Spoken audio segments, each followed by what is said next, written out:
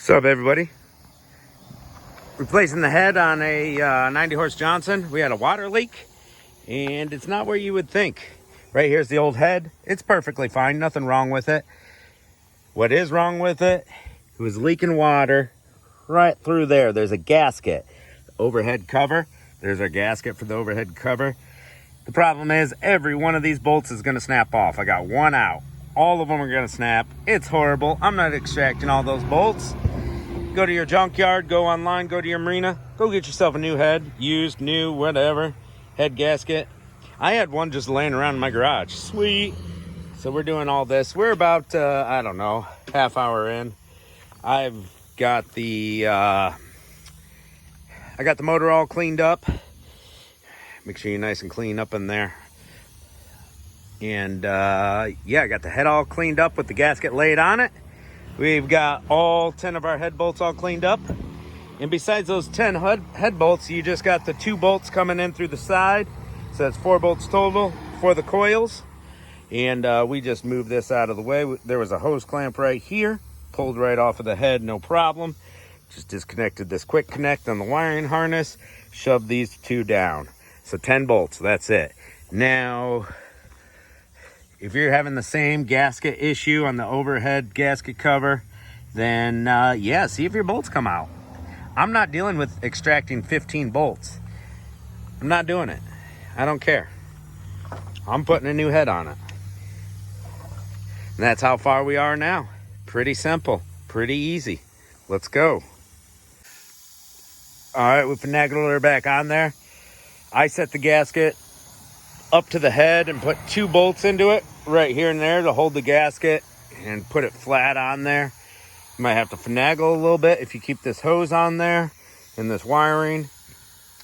Anyways, no problem. All the bolts are where they're supposed to be. They're all the same length. I cleaned them up and put just a drop of Loctite on them. You don't have to do that, but that's what I do. Now there's going to be a torque sequence here. I used to know what it is, don't remember anymore. So I'm gonna get them all just flush, just get them all flat, no torque, and then start the torque sequence.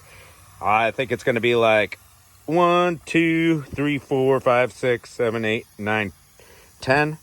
Don't take my word for it. Go ahead and look it up and get your torque specs. Definitely use your torque specs. I'm not gonna do that. What I'm gonna do is get it tight until it's tight. All right. So I'm going to get them all nice, and I'm going to go over this in 2 sequences, 2 patterns. So I'll get it nice and tight, go over it, get it nice and tight again. Basically get it as tight as I can without them snapping, because I just got a feel for it. I don't snap bolts. You are going to want to look up your torque specs and your torque sequence. All right, let's get them tightened down. All right, we got just about everything put back together here. I didn't mention from the get-go, you got this temperature sensor right here. Connects to that wire right there. Should have a connector you can take off there, but this one didn't. It's all good. All right, coil packs are back on.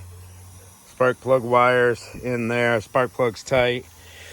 Sprayed a little lube on my cylinder walls. Don't know if I mentioned I put a little Loctite on those head bolts. And I tightened my water passageway back up, that hose clamp, slipped it over there. I like to bolt the head on first, all the way down, and then slip it on there. It's kind of a pain, but once you've done it a few times, you get the hang of it.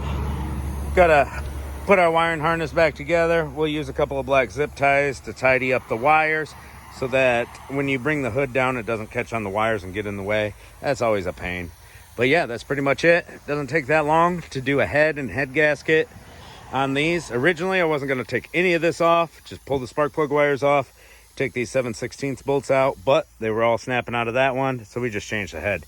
A lot easier.